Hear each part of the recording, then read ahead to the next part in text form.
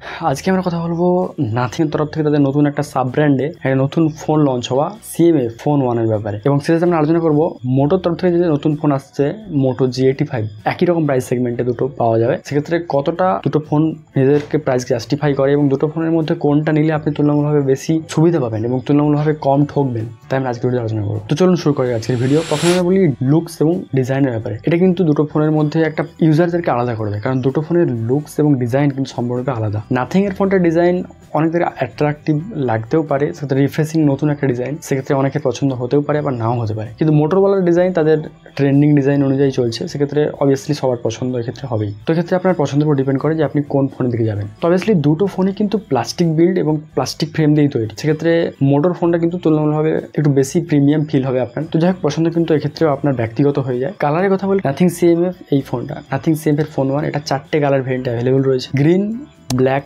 Blue এবং orange. যাই হোক, সিম্পল 4টি নাম। তবে অপরদিকে মোটো G85 এই ফোনটা কিন্তু 3টে কালার অপশন রয়েছে, দুটো রয়েছে ভেগান লেদারের আন্ডারে এবং একটা রয়েছে নন ভেগান লেদারের আন্ডারে। ডিসপ্লে বলতে নাথিং এর ফোনটা রয়েছে 6.7 ইঞ্চির একটা ফুল HD+ 120 হার্টজের অ্যামোলেড ডিসপ্লে। অপরদিকে মোটর ফোনটা রয়েছে 6.7 ইঞ্চির একটা ফুল HD+ 120 হার্টজ রিফ্রেশ যুক্ত একটা 3D কার্ভ পিওলেড ডিসপ্লে। তো এক্ষেত্রেও পছন্দটা যার ব্যক্তিগত হয়ে যায়। Flat display versus curve display দেখতে খুবই প্রিমিয়াম লাগে, কিন্তু এর টেম্পার গ্লাস পাওয়া খুবই কঠিন এবং আপনাকে খুব যত্ন সহকারে রাখতে হয়, সহজে ভেঙে যাওয়ার চান্স থাকে। অপরদিকে ফ্ল্যাট ডিসপ্লে অনেক সুবিধা রয়েছে, সহজে আপনি টেম্পার গ্লাস পেয়ে যাবেন, অনেক রকম সুবিধা রয়েছে। তবে অবভিয়াসলি কার্ভ ডিসপ্লে কিন্তু একটা ডিমান্ড থাকে মার্কেটে। অন্য ফিচার্সের কথা বললে নাথিং ফোনটা রয়েছে Wi-Fi 6 এবং ব্লুটুথ 5.3। অপরদিকে মোটর ফোনটা রয়েছে Wi-Fi 6, তবে এতে ব্লুটুথ দেওয়া হয়েছে ব্লুটুথ 5.1 এবং সেই সাথে মোটর ফোনটা দেওয়া হয়েছে অতিরিক্ত ডুয়াল স্টিরিও স্পিকার এবং সেই সাথে ডলবি অডিও সাপোর্ট রয়েছে এটাতে। অপরদিকে নাথিং এর ফোনটা কিন্তু এরকম কিছু কোনো রকম কোনো সুবিধা দেওয়া হয়নি। তবে এসবের সত্ত্বেও নাথিং এর ফোনটা যেদিকে মোটরওয়ালাকে বিট করে যায় তা হচ্ছে পারফরমেন্স। নাথিং এর ফোনটা দেওয়া হয়েছে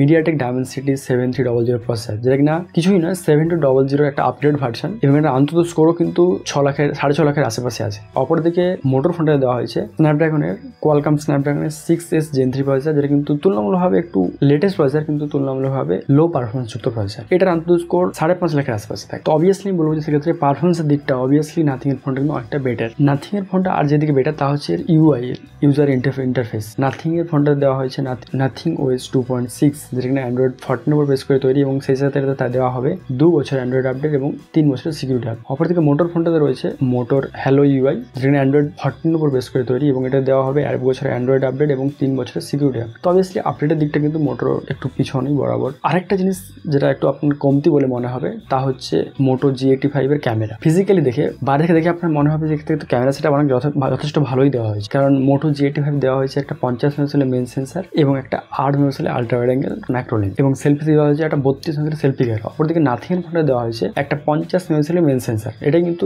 একটাই সেন্সার দেওয়া হয়েছে, আর যে সেন্সারটা দেওয়া হয়েছে এটা কোনো কাজের নয়, এটা 2 মেগাপিক্সেলের ডেপথ সেন্সার এবং একটা 16 মেগাপিক্সেলের সেলফি ক্যামেরা। তো যদি আমরা বলি ইমেজ কোয়ালিটির ব্যাপারে, সেক্ষেত্রে কিন্তু ইমেজের ব্যাপারটা দুটো ফোনে অলমোস্ট হয়তো একই রকম। নাথিং এর ফোনটাতে আপনি একটু অ্যাকুরেট কালার অ্যাকুরেসি একটু বেটার পাবেন, অর্থাৎ ন্যাচারাল কালার আপনাকে দেখাবে এবং মোটর ফোনটা একটু বুস্টেড কালার দেখায় মোটর ইদানিং। তবে ভিডিওর এখানে কথা বললে সেক্ষেত্রে কিন্তু নাথিং এর ফোনটা অনেকটাই এগিয়ে মোটর থেকে, কারণ আমরা দেখছি যে মোটর কিন্তু ইদানিং যতগুলো ফোন আসছে তার স্টিল ইমেজ ভালো হলেও ভিডিও কিন্তু খুব একটা ভালো না। ভিডিওর ক্ষেত্রে স্টেবিলাইজেশন অভাব, অনেক রকম সমস্যা হয় ভিডিওর ক্ষেত্রে। তো সেক্ষেত্রে নাথিং এর কিন্তু ভিডিওটা তুলনামূলকভাবে অনেকটাই বেটার মোটর থেকে। সেলফি এবং ব্যাক দুটো ক্যামেরার ক্ষেত্রেই প্রযোজ্য, দুটো ক্যামেরাতেই কিন্তু ভিডিও কোয়ালিটি খুব একটা ভালো নয় মোটো G85 এর। আর সেলফি ইমেজের কথা বললে সেক্ষেত্রে স্টিল ইমেজের কথা বললে দুটো ফোনেই কিন্তু selfie image almost similar perform করে। ম্যাক্সিমাম ভিডিও রেকর্ডিং এর কথা বললেও কিন্তু সেক্ষেত্রে মোটরওয়ালা ফোনটা অনেকটাই পিছিয়ে নাথিং এর থেকে। নাথিং এর ফোনটা দেওয়া হচ্ছে 4K 30fps এর ভিডিও সাপোর্ট। অপরদিকে মেন ক্যামেরার কথা বলছি এবং সেলফির ক্ষেত্রে রয়েছে 1080p 30fps, যথারীতি দুটো ফোনে 1030fps সেলফিতে ভিডিও শুট করা যায় এবং মোটর ব্যাক ক্যামেরাতে ম্যাক্সিমাম আপনি 1080p 60fps এ ম্যাক্সিমাম ভিডিও শুট করতে পারবেন। তো ভিডিওর দিকটা আমি বলবো যে অবভিয়াসলি অনেকটাই বেটার নাথিং CMA ফোন 1। তবে নাথিং এর সব দিকই যে ভালো তা কিন্তু একেবারেই নয়। যেমন এর চার্জার, এর বক্সে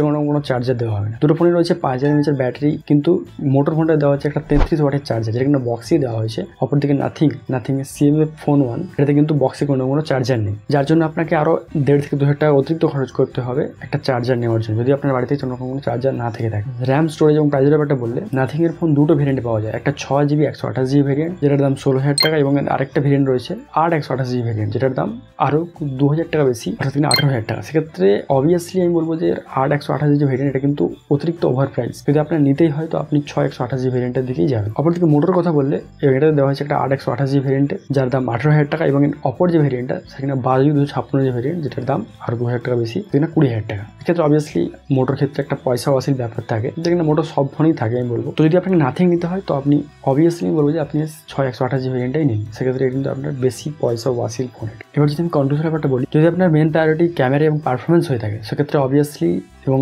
লুকস আর ডিজাইনটা যদি আপনার অতটাও প্রায়োরিটি না হয়ে থাকে সেক্ষেত্রে কিন্তু আপনি অবভিয়াসলি নাথিং এ যেতে পারেন। কিন্তু যদি আপনার প্রায়োরিটি একটা স্টাইলিশ লুক এবং একটা কার্ভ ডিসপ্লেযুক্ত ফোন হয়ে থাকে, এবং যেখানে ক্যামেরাটা কিন্তু ডিসেন্ট ক্যামেরা সেটআপ এবং ওভারঅল একটা ব্যালেন্স প্যাকেজের ফোন হয়ে থাকে, সেক্ষেত্রে কিন্তু মোটো G85 কিন্তু একটা বেটার অপশন হয়ে যেতে পারে আপনার জন্য। তো আজকের মতো এই অবধি, আপনার সঙ্গে হচ্ছে পরের কোনো ভিডিওতে। এবং এই দুটো ফোন সম্পর্কে যদি আপনার কোনো কিছু জানার থেকে থাকে অবশ্যই আমাদের ভিডিওতে কমেন্ট করবেন, আমরা চেষ্টা করবো আপনার প্রশ্নের উত্তর দেওয়ার জন্য। তো আজকের মতো এই অবধি, আপনার দেখা হচ্ছে পরের।